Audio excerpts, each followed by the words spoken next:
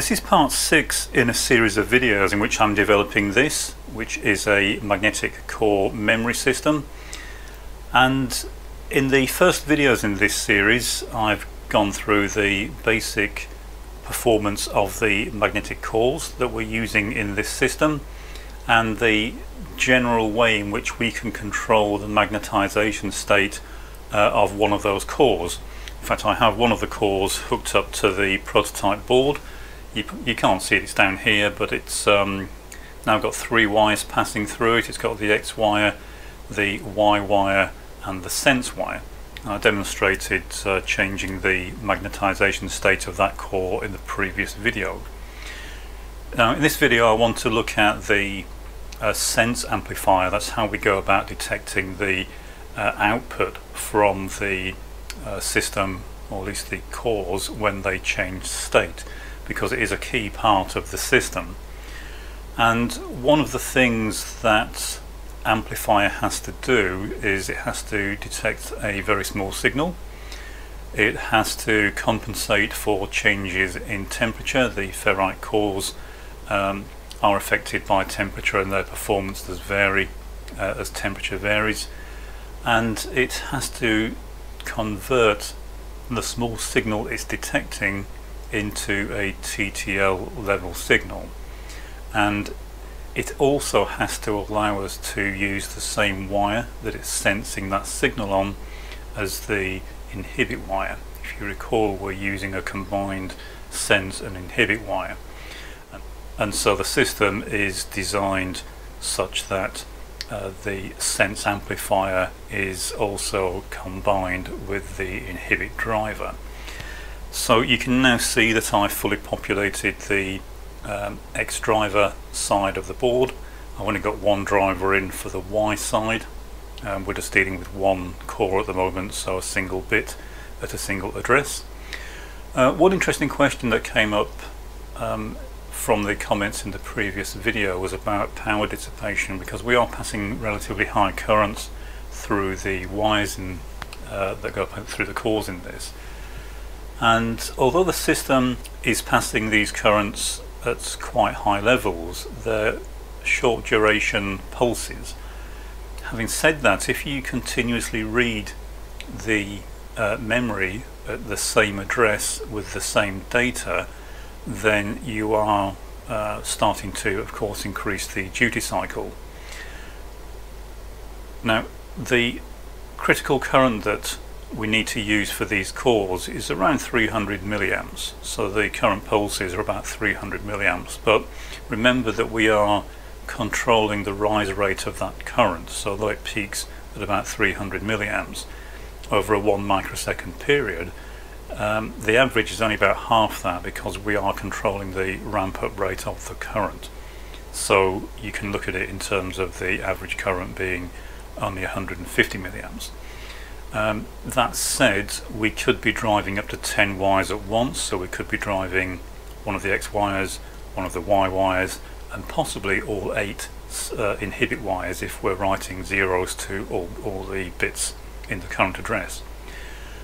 So the peak current, average peak current would be, so rather average peak current for the pulse would be about 1.5 amps. However, the resistance of the wires in the array is only about 0.1 ohms. So we're only actually dissipating a few milliwatts in the array itself, and all the wires are open and exposed, so they don't really heat up to any significant degree. Most of the dissipation is in the electronics, but even then we have a duty cycle, maximum duty cycle, if we continuously read the memory, of about 20%. So worst case, we're looking at maybe 300 milliamps total for driving the array in this particular setup. So it's not too bad, doesn't get particularly hot. Having said that, the sense amplifier does need to compensate for the ambient temperature and any increase in temperature caused by the operation of the unit. So although I won't be showing the schematic in this video, I have populated the components for one of the sense amplifiers. Now again, the design concepts I tend to prefer are to keep things as simple as possible and use information that I've gleaned from previous projects to make circuits work, but while keeping the component count as low as possible. So what the sense amplifier has to do is to automatically compensate for changes in temperature of the array and of the electronics themselves. It has to take a very small short duration pulse, so the pulse is about 150 nanoseconds wide, and it peaks at about 20 millivolts above the directly coupled signal. So it's quite a small signal, short duration, and it has to convert that to TTL, and it also has to live alongside the high current driver circuit. So it's a combined driver circuit, sense amplifier, temperature compensation, but it only has 6 components. There are actually a few more components, but they are really for optimizing the system to a certain degree. And the way it works is there's a transistor amplifier stage, and if you are familiar with something such as silicon diodes, you probably know that they can be used as temperature sensors, which means they have a tendency to change their forward voltage based on temperature. And you can make use of that if you select all the correct values for the components in, for example, in this case, a voltage divider chain, so that you have a certain current passing through the transistor in its on state. Then the amount by which the transistor will compensate, or in this case it's compensating, in other cases it might be causing drift. In our case we can tailor that drift to compensate for its performance over a given temperature range, and on top of that the DC voltage operating point is automatically adjusted by the circuit. So a lot crammed into just a few components, and that's the way I tend to prefer to design things. You could get the same performance by creating a very complex circuit with voltage references, temperature compensation, that sort of thing, but I hope to prove over the coming videos that the system that I've put together here works just as well. So what I'll do now is turn on the power supply for this board as I've got it configured, and we'll see what it's currently doing. So that's the power switched on. When you power these boards up, you'll notice they seem to go through almost like an initialization stage where the current drawn varies slightly for the first few seconds, and that is because it's going through a few steps to initialize itself. There's no processor in here, it's just the way that the electronics has been designed to kind of self-set itself when it's first powered up. When I apply a input signal, now this signal is just a series of 500 nanosecond positive going pulses. Normally the system would run a bit like an SRAM, where it would detect when it needs to do a read or write cycle, but there are a couple of jumpers that you can move so you can control it with an external memory trigger pulse. So whether it's in read or write will depend on the state of the read write line, but you can trigger it remotely or externally if you want to. And that's how I've got it set up here to make it easier to test. So what we're looking at here is the green trace is the incoming trigger pulse from the signal generator, 500 nanoseconds wide. The yellow trace is the output from the sense wire, and that channel is set to 50 millivolts per division, so it's quite a small signal, and that will be smaller still once we have the wires passing through all 64 cores. And what we have to do is turn that into a latchable value so that we can store it within our TTL part of the system. So if we take the probe for the blue channel and we look at the output of the sense amplifier, this is the output that's coming direct from the sense amplifier, we can see that that channel is set to 1 volt per division. So you can see that we're getting around 4.5 volts output. And if I remove the transition of the core, so if I prevent the core from changing state, and in this case what I'll do is just disconnect the Y driver wire, and that will reduce the current being passed through the core sufficiently to stop the core changing state.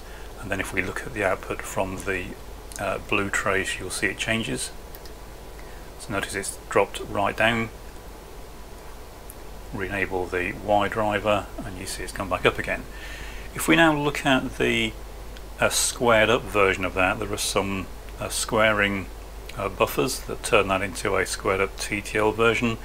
We can see that we're getting a nice square output from the sense amplifier. Again, if I disable the Y driver, you can see that the timing changes and it's a much narrower pulse.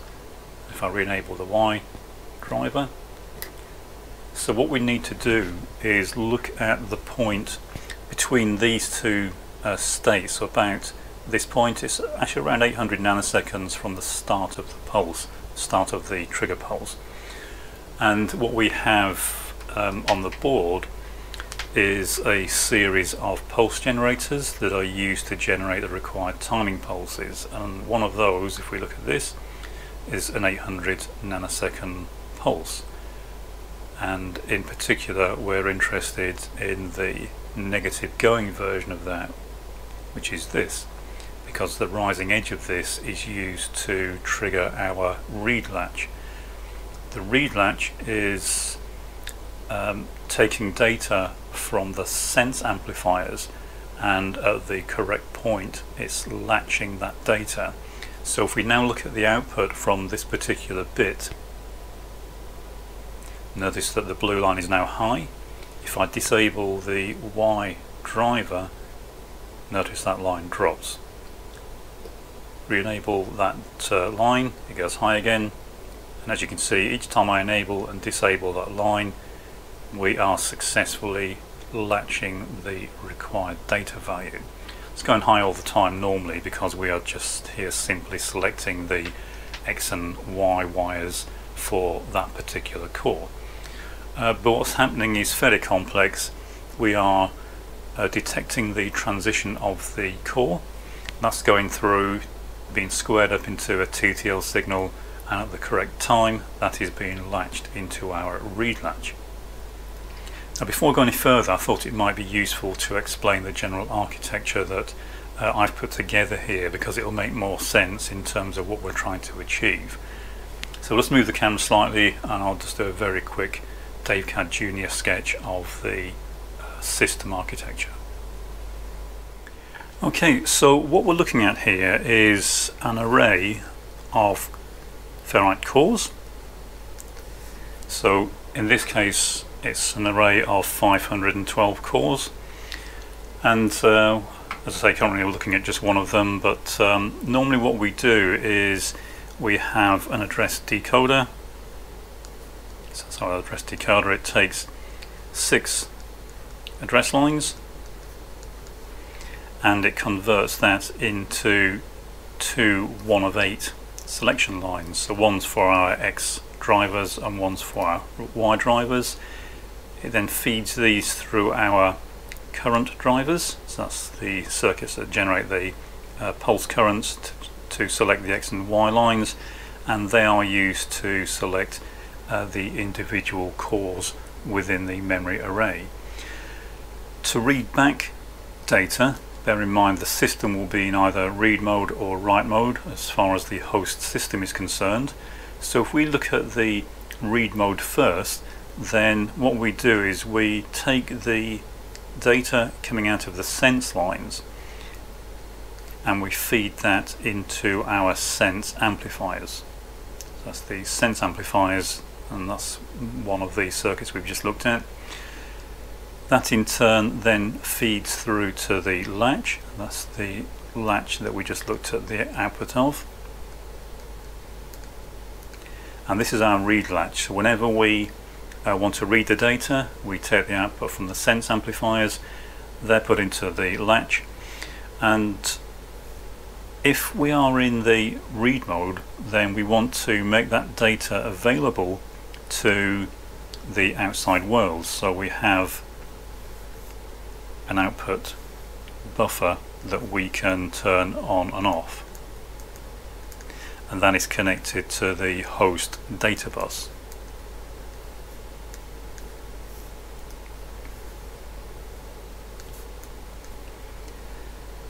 Okay, but as you're aware, when we read the array, we also erase it, so we now need to put that data back into the memory array.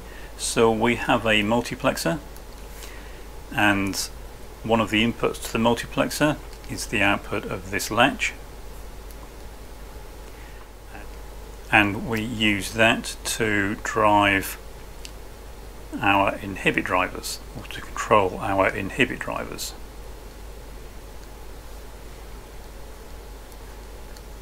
And the inhibit drivers are responsible for writing or controlling the data right back into the memory array.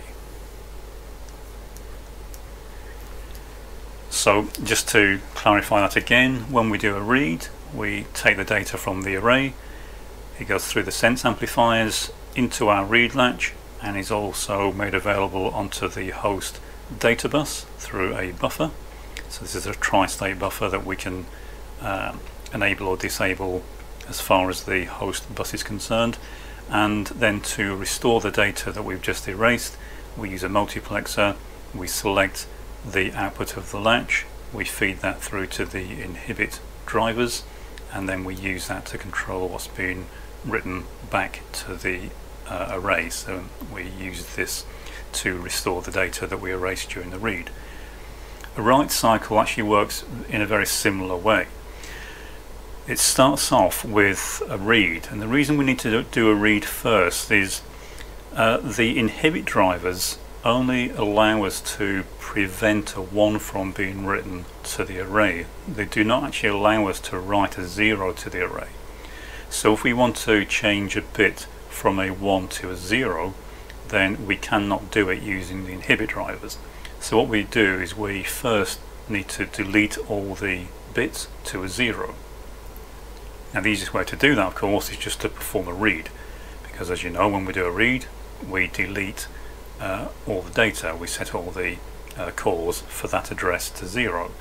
So we start by doing a read in exactly the same way as we do in the read cycle. But this time we ignore the data that's been put into the latch.